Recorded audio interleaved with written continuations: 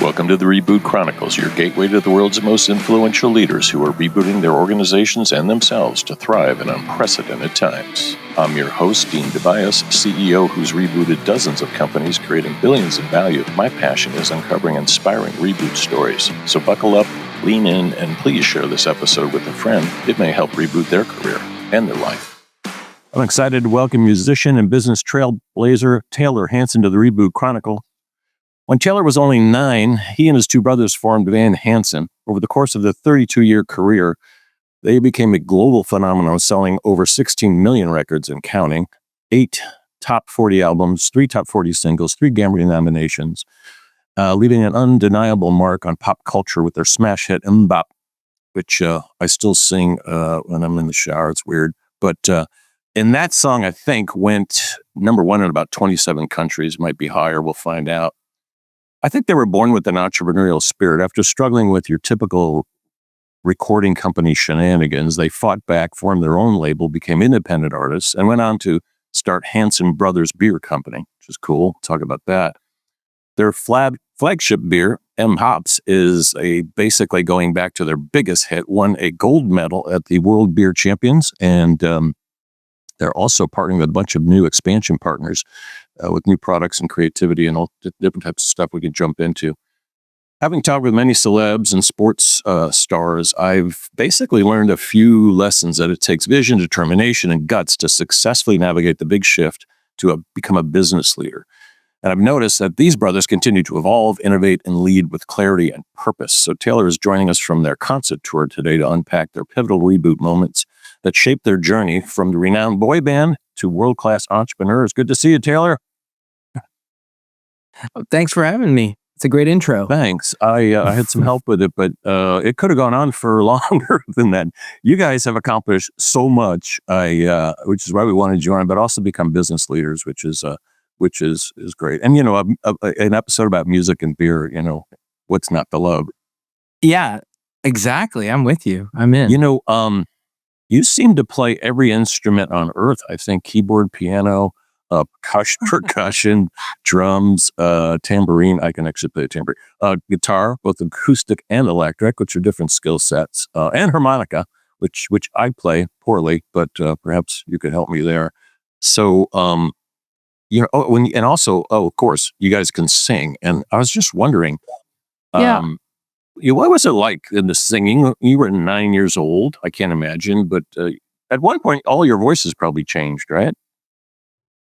Oh yeah. Well, I mean, first of all, it's great to be here, and I love the premise of this conversation about kind of continuing to evolve and rebuild and build and rebuild. Singing is deeply personal. I mean, I was just writing a little bit of a recount of the origin. The first time, really, I remember harmonizing with my oldest brother, when I was really before 9. I was 6 years old. Music at its core is really connection. It's communication, and I think it's one of the great gifts I now have. Looking back on having music in my life, is it really does open up your mind to sort of all things that are about building things, because music, everyone has it. Yeah. Everyone has it. I mean, it's a reason why we have such music fans around the world. People love going to shows, singing along to their favorite song. Most people don't think of themselves as singers. Maybe they don't have, whatever that is, that makes you confident, or, particular, tonal, positive things that people, perceive as good.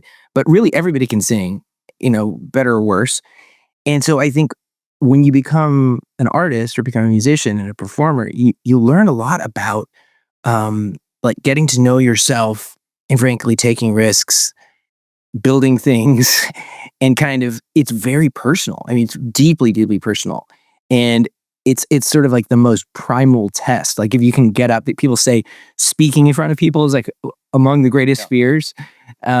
Singing is not too far off for most people, probably worse in some cases, because everybody doesn't see themselves as a singer. So yeah, singing is where it begins for me. And it's all the musician, stuff, the guitars, the drums, any instruments, those are all just tools to figure out how to communicate more, just because you want to build the whole thing. At some point, you want to make a record. You're in a band. You want to figure out how to play the guitar solo. You want to, make a record like your favorite artist, and you pick it up because for me, you want to make more things. So, singing is where it all goes back to the beginning. Yeah, and what I love about you guys is you had the guts to write original songs. You could have just sung other people's songs. You're artists, you're creators, you're musicians, you're performers, now you're producers, you're CEOing, you're doing all this stuff. But at the core, you've written I think some of them are pretty deep, impactful songs. They come off as fun, but some of yours have some pretty deep meanings. And just curious, what are a few of your faves? Well, so first of all, songwriting is, to me, not as much a requirement as a gift. I mean, if you're a musician or creative, like you have to do this. I mean, this is the way I go through it. Is if anybody says, "Hey, should I be a musician or should I not?" Or frankly, should I be a painter? Should I be pick your particular craft? And I think the answer has to be, I have to do this. Like, this is who I am at some level. And so writing songs was never, let's go the hard way instead of singing covers, because everybody starts by singing somebody else's songs. But so, favorite songs, there are songs a lot of people know. You mentioned MMMBop, of course. It's one of the songs that over time people realize, you peel back the layers, it's kind of a melancholy song, really. It's a song about loss and about kind of holding on to what matters. And it came at a time where we were already seeing, as kids, like our choices to be a band instead of in the soccer team, we were choosing, a path even when I was, 9 or 10. And that carries a lot of meaning. There's songs that take you on a journey. And, in 2006, we really had this deeply felt connection to learning more about extreme poverty issues, and had several friends that were working on sort of solutions focused on particular areas of Africa that didn't have any sort of technology to aid doctors and patients communicating. It sounds like a deep rabbit hole, because it is, but that led us to Africa. And, there's a song called Great Divide, which came out of, it sort of led us to Africa and then brought us back. And a song like that is about as deep lyrically, more forward right up front about it claims, I'm a deep song. It claims it with the title and the lyrics. It is. I don't think you guys get enough credit for that. So you were like a 60s protest band for a while. You had a good song about war and stopping all the nonsense. I forgot the name of that one. Of course. Well, my legendary producer and player Danny Korchmar, people call him Cooch. He made that record, The Walk, with us, the one that took us to Africa. Cooch, he's legendary. And we talked about, totally amazing. And his statement, and this came from his peers like Joni Mitchell and Carole King, was, the artist's job is to reflect the world around them. It's everybody doesn't have the ability to put into a song and share it. And so if you're going through your day, you're a plumber, you're a teacher, you're a white collar guy in the corner office, that song becomes one of those ways that you're like, yeah, that's right. That makes sense. And so artists, it's kind of whether we do it well or not is the question, obviously. But so songs are a gift, you give them away, and they're there to be, I think, a reflection. But yeah, there's so many songs. Like I said, I jumped from MMMBop to Great Divide because Great Divide presents itself as like, this is a song about heavy things, but so is a song like MMMBop. It has the high and the low. And so songwriting is maybe the most powerful aspect to me of being a musician, is because once you craft it, it can be reimagined 100 times by someone else.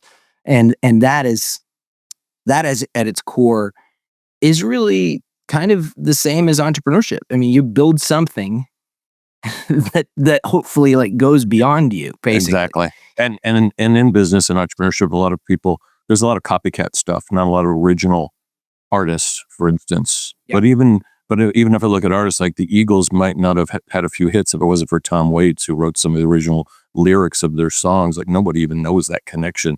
And what I see in Silicon Valley, which you probably see in the beer industry, is, besides the corporate malaise, and we can make fun of them all day, we do that on the show, but just there's this lack of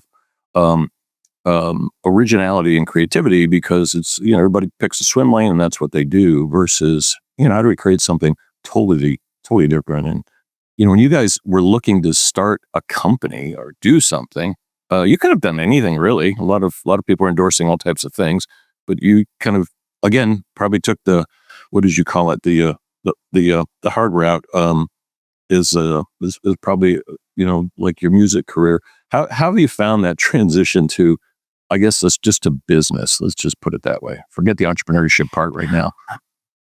Yeah. Well, I mean, look, this kind of a new budding passion that I have, and maybe it's not a new passion, but it's an evolving perspective, is the importance of sharing your story. Because now we've lived enough. I really have this feeling like I want to tell that 18-year-old or that 20-year-old, like, don't do this or don't do that or do this. But what you learn early on is, and we did learn it early on because we just sort of didn't like not owning our stuff, is that all creators are entrepreneurs. Like, if you're an artist, you're an entrepreneur. Business is just knowing your affairs. It's not like there's, business is in everything we do. It's your business. Some of it is, it's like, how did that get paid for? Who showed up? Who owns it? Once you call people up, who's gonna pay who? And what's, taxes, all the BS. Thing is, if you're a painter or a musician, you just want to avoid that as much as possible because it's no fun and it's terrible that it's the part of your brain you don't develop as much. But one way or another, it's either going to be done to you or you're going to be a part of it. So what I think about the transition sort of past just doing music, well, it started with really just recognizing your own power, as a creator. And when you recognize your own power, what you're really saying is, as an artist, okay, I have value. That's I'm the product. Like it or not, what I do is the thing that's going out there to be sold. It's on a t-shirt, it's a song, it's my publishing, which is my songwriting rights, it's my masters, the recordings, it's my appearance showing up at an event, it's my face on a poster, And so you go, man, if once you recognize your own value, you then are able to say, well, okay, next time I think of an idea, I know what that is. Like, so if I say, one, we left our major label, and we had to leave, we had the breakout, we had the huge global success, which is so uncommon and amazing. But what we saw pretty early was we saw a passion base of fans that were building online at a time where the internet was really not, it was truly like being regarded as kind of a fad. It's laughable now. Pre-MySpace even. You guys were, you guys helped invent the category. Forums. I was. Well, forums were the only. What year was that? People, static forums.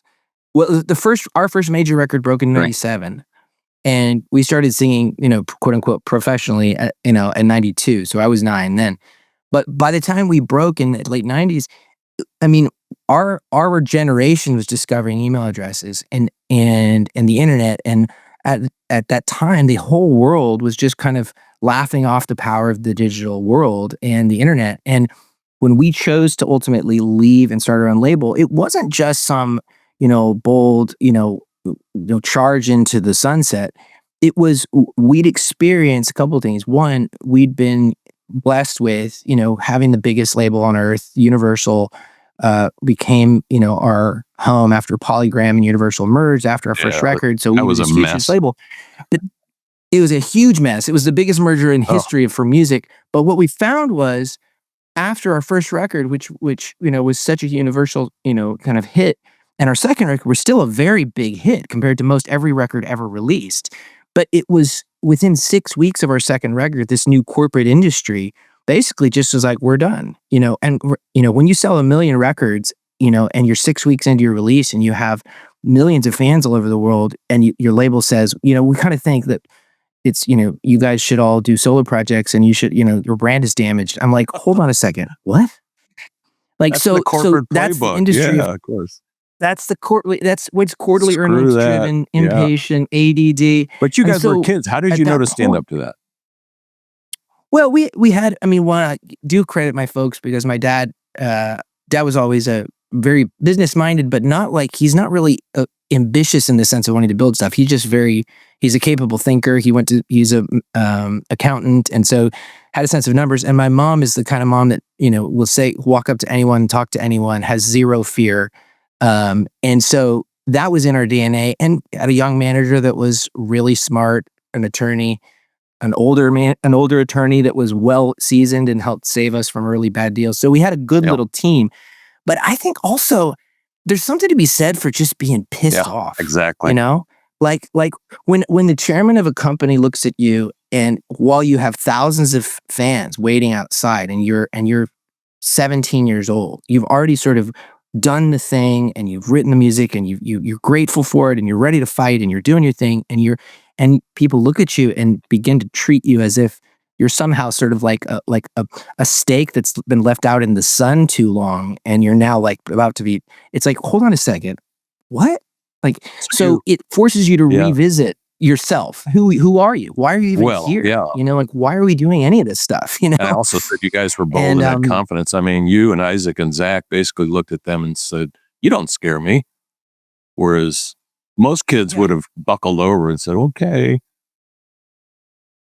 Well, I think you have to fast forward, and you know, we did have to make some choices, some significant choices, as we saw the corporate industry getting more corporate, and we'd been blessed with music being able to reach a lot of people, so we benefited from the major label system at its peak, but also the hubris of our system was just like, it was just so painful to look at. I mean, you had a music business at the end of the 90s and the early 2000s that really thought radio, print, and record stores were the thing, and were never going to be taken down by this little internet. They were also investors. They also invested in Blockbuster at the time. So. Right, exactly. And so, you know, so when to fast forward to transition, we were not. I mean, I've always been fairly, like, if you get to know me more, I'm like either very slow or very fast. Like, you know, so it's like, wait, go. Or go before you can think about it. Like, Taylor, what are we doing? That sounds very impulsive. And I think when we chose to leave the label, we basically, on our third record, we gave it a good college try. You know, we were now with this label that basically had given up, but we never going to let us go. Like, we were contractually obligated. So, and we really worked hard to make our third record with them, and found that the issue wasn't whether they valued us as an entity, but they just didn't know what to do with it. And they were, you know, caught in their own corporate malaise, where all the creative people are accountants. And so the leap forward to try and answer your question earlier of transition and change to business, it was really a measured, to me, it was like a common sense decision. We were multiple years now on our third record into basically a chasing our tails with the label.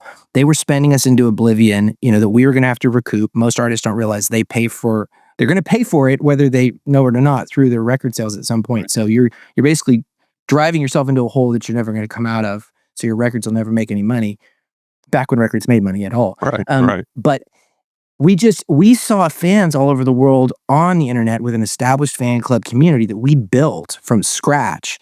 And we could see that even if a label didn't understand it and they were never going to let us go, that we could set up a distribution deal, release our music, and build and continue to talk to an audience that is in Rio and is in Chicago and is in London and is in, you know, is in Sydney and is in LA. I mean, we see them. Like, we saw the fans, and that was the advantage we had to bet on ourselves. And when that's what we did 20 years ago in 2003, we left our label and we said to the audience, we're going to bet on you. And we see you, like, you see us. The label's the one that doesn't realize you're here. And so it was certainly not glamorous. I mean, it was bootstrapping. We'd made enough money to bank ourselves. And then we built a team, and it was absolutely, you know, terrifying. But it was also liberating, because look, you don't get into music or any of these things thinking, I didn't, like, this is going to be easy, or, you know, bring me the check. You don't do it because you're going to get paid, or because, you know, you want to be famous in the sense you want to be successful, but you do it because you feel like you're supposed to be doing it. I mean, it's and I don't think any business you build, to me, I don't think any business should start different than that. I think if you have an idea that you believe makes the world better, then go. That's in you. If there's people that are good at being copycats in business and in music. I'm just not interested in that. What's missing there from a lot of businesses is the passion. It starts out as a passion project and moves on to something totally corporate if they, hit a successful benchmark. By the way, when you guys were helping us invent the internet, I had just sold my games company. I sold my games company to AOL. So we were the walled garden. Back then, most people don't know, it was illegal to go on the internet. So that's why AOL was founded and a couple other companies. And I remember that they used to, in their news section, they had music and sports, and they would actually talk about you guys. I think there was even some videos that were actually uploaded early on AOL. We just lost half the audience. They have no idea what AOL is. No, it's true. I'm sure there's many millennials and beyond that had the internet with, AOL was their first email address. Look, I mean, just to paint the picture, and I love going forward because we spent a lot of time in the past, but to paint the picture, at the time where our record company, which was Polygram, then Universal, then Island Def Jam, all these things, they were really thought the internet was cute, and meanwhile, Hanson was the number 2 music website on the internet. Like there was MTV, which also doesn't matter anymore because they blew themselves up and wasted their brand. But our website was the number 2 website, period, for music on the internet, and stop. And that's because at the time it was like the Bieber effect on social media when he first broke or something like that. And so again, like this is very few things like you see clearly until you can step back from them. And even then we didn't know quite how unique the dynamic was. But what we know now, as I've lived and been working, doing a similar job in many respects for most of my life, but also seen it evolve, is that we were seeing a tectonic shift. And part of the reason we could leave and our first leap to quote unquote business outside of just being a band was starting a label, being independent, building a model for music outside of the major label system, but that was still global. Like that was because we recognized the power of community. We recognized that our audience was already there, and we just needed the levers to be able to make sure we could stay communicating with them and then build a system that they could participate in. And, painfully, 20 years later, the music industry once again has basically given itself away to someone else. We gave it to Spotify, we gave it to Apple. YouTube, we gave it to Apple, and we had every chance. I mean, we went to 50 colleges when we launched the label and did lecture series when I was 21 and said, guys, we've got a chance. Do you know how much we could change this thing? And we're going to do this. And we and just really talked about the opportunity. Yep. And yes, some amazing things have happened, but the music business is really lazy, and no one innovates from within, and it makes me crazy. And so now, YouTube Music is run by Jimmy Iovine by Lior. Right. Apple is Jimmy Iovine. I mean, you go down the list; these are all people from the old guard, and these are very brilliant people, brilliant at surviving and brilliant at being powerful, and so. Anyway, it's a weird moment now, but because I've seen the movie already a couple times, but it is transition is, it's just not pretty. It's just about doing. It's about doing what you have to do. We're seeing that across and getting. Yep. Sorry, we're seeing that across industries too, where it's just everyone's like Web3, yay, and it's like, oh, no, back to the oligopolies. It's like they try, they fail. So don't be so hard on yourself. It's happening across every industry that. The consolidation is real. The Borg is real, and we've had a lot of them on the show, and they all have good reasons for it. Right? Yeah, and craft, right, and craft beer, which was one of the things we transitioned to. It had to rise out of the ashes of its own demise. That began before it could even. Yeah, it was exist. Like a local cute thing at first. 50, yeah. It took people like Sierra Nevada and Sam Adams and Anchor Steam and these early adopters to survive and then build new things. and then cause the consumer to say, wow, we want better. Like, we just want better stuff. Less corporate, so- more real ingredients. What have been the hardest things that you've learned running a business like that? What do you struggle with? Time management is like the issue, with anything, especially with your building schedule. anything. You guys are on tour constantly. Yeah. moving. Learning to use your time and building teams is really hard. Building teams, I've learned I have a pretty high pain tolerance, so I can do certain things I just don't like, but that doesn't make me amazing at them. It just means I can suffer, like I can do like the long night over and over. But the best case is when you find yourself with key people you can trust that are capable in doing particular jobs and you feel that sense of the machine is working together, and not in a bad sense of machine, like the sense of the engine's actually running and it's well oiled, and that is really hard to do, and it's trial and error.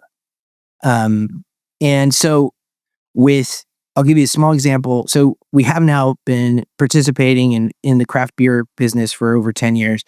And we're no gangbuster success on it, but we've had some success doing it, and we're in a new chapter now. But when we started it, we chose kind of, again, a pretty bootstrappy approach. We didn't just put our name on a bottle and say here's send me a check. We worked with partners to build a brewery, decided to invest in another, helped one other scale. Went through a combination of breweries that could help us scale and get distribution at various different partners that helped us get, really broad distribution and some boutique. Things came and went. You get to understand beer laws, every state's issues, alcohol laws. You go through all these evolutions. Then COVID happens, right? Everyone now has a then COVID happens, and so you find yourself, I think, over and over trying to build good teams, learning how to use your time, and back to what we said at the very beginning, it all goes back to passion. It has to, because pretty much anything you do, in my experience, that's worthwhile is hard. It doesn't come easy, and so if it's not something you're excited about, or at least you care about, it's going to be really hard to do the hard stuff, even harder than it already is. So that's kind of why I go back to, are we excited about this? Are we passionate about it? Is it something we care about? Because to me, that gives you the fuel to overcome adversity. You guys were passionate about beer. You could have started much easier companies. A lot of the software companies you can do while you're on a plane. I don't know. Beer plus music equals awesome. Exactly. Kind of, taglines, probably a lot of crossover with the millennial crowd. Are you guys attracting new crowds, different XYZ, or what's going on there? In music or in beer or both or all the above? I was thinking music, but whatever. Yeah. With music, we're kind of in an interesting place as a band. We've made a lot of records, we've toured a lot, and I can feel us taking a step back to look at the horizon and see, because it's about stories. It's not just about churning out another record. When you've made, when you have so many albums that you can never play them all in like a week of shows without repeating a song. You have to ask yourself, okay, where are we? And so, like a couple years ago, we did a project with symphonies. Purposely built a whole show with symphonies, and that was incredible. It was a huge undertaking and amazing. And so, those kinds of things, I think that's where the band is, and is looking for creative things that are inspiring, and frankly, not just doing things because it's the next cycle. It's time to make another record. But yeah, you see fans of all ages. Of course, I'm the oldest millennial, sort of like at the very end of the millennials, like in the early 40s, and you see, of course, lots of fans that have our peers exactly. And then you meet people that are half your age or less that either were turned on by a friend, parent, uncle, aunt, or some Spotify, algorithm, or, social media post, or they just stumbled across you, and you realize music is just, once you put it out there, you have no idea who it's going to find. What do you love about the business here and on the beer side? Well, what I love about the beer world is, talk about passion. It is really built around a very similar ecosystem to what you see in the arts and in music and in fan communities. It's fan based. At the core, it's regional. People have, I spent a lot of time in California. I spent a lot of time in Oklahoma. We lived in New York when we started the label 20 years ago. You see, every one of these places has their own identity, and they own that. It comes through in the beer. Like it comes through in the culture, and that's the most fun aspect of the craft beer world. A couple years ago, we've taken a break and kind of looking at the rebirth of this event. But we put together a festival with beer and music that went for 7 years and had 13 breweries to start with, and by the end, 120, and a huge show at the same time. And you saw this convergence of those worlds, and the fact that, a lot of what we're trying to do with the craft beer world is not just create something that's going to beat out Budweiser, it being like the most sold, sweaty water, but something that actually makes that puts dollars in the pockets of small businesses, right, that has a story that you like talking about, that kind of changes the tap handles across the country. So like if you're in Chicago, yeah, you're going to find, maybe there's going to be some general market beer that we all know, whether it's, a Stella or a Modelo or whatever, a Bud, but more than likely in that town, you're going to see, okay, that's Three Floyds, or over in California, you're going to see Stone, or you're going to see, Hanson Brothers Beer, if you're in Oklahoma, or if you're and everybody wants to grow their business so that they're the, ubiquitous craft beer. But at the heart of it, craft brew fans are there because we just want something better. And a lot of that goes back to, it's got a story of some kind. Right. And the hard thing, there's a lot of hard things. Beer laws are really complicated. Every state's different. In Oklahoma, we had to participate in helping change beer laws. Like we advocated, like many in our state did, and changed the laws so you could sell, higher percentage beer and have even a brew pub. Like you couldn't have brew pubs for years. A lot of that goes back to prohibition, organized crime. There's all kinds of influence there. Yeah, you exactly. So we're in a change time still. I mean, and it's a really fun world. It's a challenging world. It's very competitive, but it's a great community. What kind of advice do you have for the next generation of musicians? This is always tricky because you can only share your own experience, and you hope it matters to others. I hope it helps. But I think, again, the origin of the story is really where it all goes back to. And know yourself. If you're a musician, if you're a business person, like you can't be other people. You there are those that have been expert copycatters. I'm not interested in that.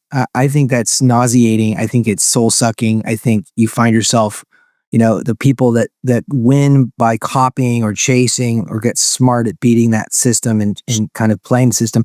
I think they're the ones that find their ways halfway through life and go, who am I and why am I here? And I think particularly as a musician, because it's so personal, but really if you're interested in building things, ask yourself, what is it that I bring to the conversation? What is it that I see? And sometimes you find yourself where you are gifted in something that is very timely. Like you just happen to hit the trend and you're great. You nail it and the world is on your side.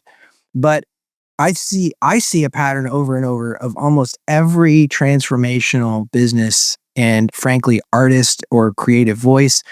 It usually comes from contrast. It usually comes from something unexpected. It's like, here comes Spielberg with Jaws. Where did that come from? Here comes a band like Hanson, in contrast to grunge. Everybody's like, nobody wanted to sign our band. No one knew what to do with it. It just happened to contrast. Craft beer, the underdog of underdogs, against a multi-billion-dollar global, conspiracy basically to stop small breweries, eventually is just overthrown by a generation that wants something else. Great ideas,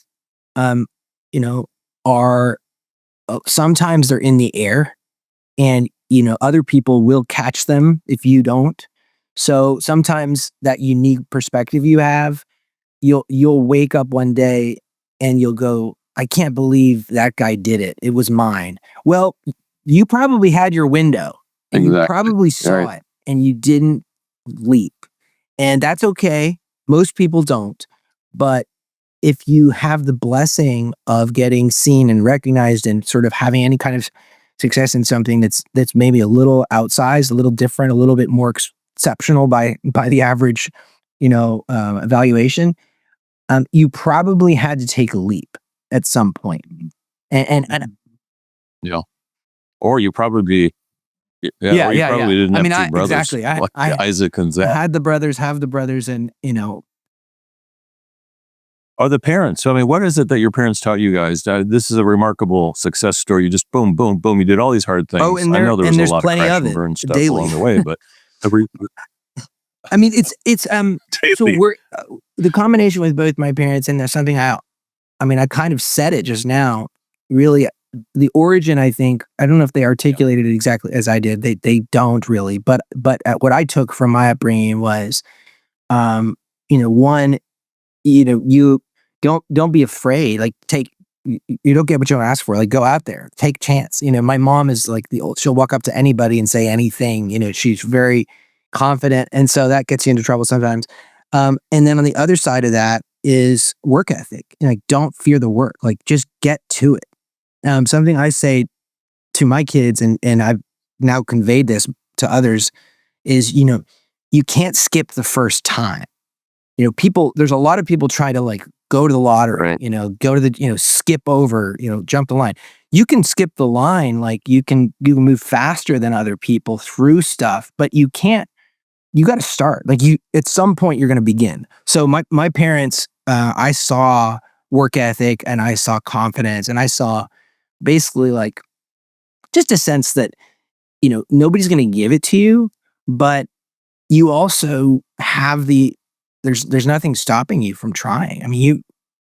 It's not like there's other people who are allowed to and you're not.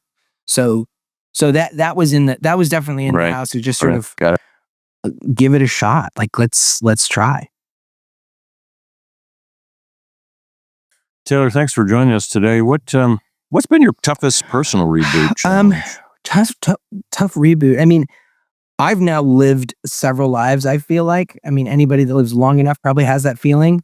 I don't know if it exactly feels like a reboot to the outside world, but 10 years ago, right when we were building the beer company and festival and doing different things, I also started a new journey started a new nonprofit called Food on the Move. And it was really driven by this kind of feeling of like, I'm supposed to be doing something else. I'm supposed to be doing like this idea that's there. And that process of beginning something truly like outside and, focused on hunger issues, food insecurity, like these issues I didn't really know much about, but was curious about and was inspired to learn about. That was a different kind of leap for me, because it wasn't and isn't, myself and my brothers writing songs, a name that people know because it's my surname, it's Hanson's, it was something in a way kind of even more standalone than doing the beer company or starting a label, because it was a new path. And that sort of decision to start conversations with people that are totally different, and not be the expert, right? Walk in and say, I don't know. Like, can you teach me about hunger issues, and learn about nonprofits? And like, that was a massive leap. And here over, 10 years later, which has been a parallel to a lot of stuff we've been talking about, that has grown into something really beautiful. And very, very challenging as well. But it's a very personal reflection to me because I've seen its trial and tribulation, and it caused me to have to say, okay, kind of, what are you made of? Like, who else can you invite people to join you in something really different? And then of course, every other thing we've talked about, the backdrop to this entire journey is the people you choose to live your life with, married for over 20 years and have 7 kids. And so my family life is behind all of that. And that's a test of like proportion that it's very hard to compare to anything else. And something that's been a great training. You had me at you had me at 7 kids. Did you say 7? Yeah. Oh, that's amazing. Oh, thanks. Thank Taylor. you for having Great me. stories. Really appreciate it.